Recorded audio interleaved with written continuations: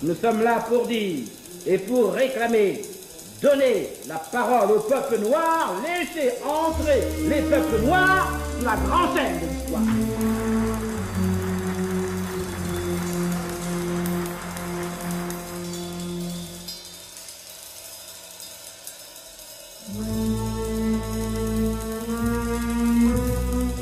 À l'heure actuelle, le problème de notre lutte de libération nationale est un problème qui se situe d'abord au niveau d'une lutte militaire, une lutte qui se poursuit entre les nationalistes armés, en guérilla, contre une armée coloniale portugaise qui est forte de 60 000 hommes. Elle est forte de ce nombre très important et qui continue bien sûr à mener une lutte d'extermination de nos populations et de nos villages.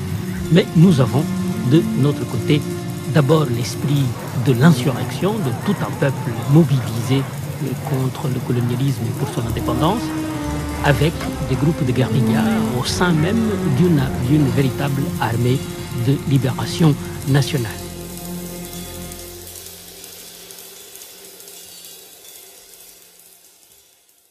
Dans cette période, les années 1980, la plupart des Africains qui avaient eu des responsabilités quelque part étaient des gens plutôt riches, des gens qui avaient un appartement à Paris ou à Londres ou à Lisbonne.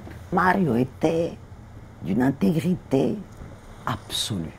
Il ne faisait pas partie de ces élites africaines qui avaient profité d'une façon ou d'une autre de leur position politique ou culturelle.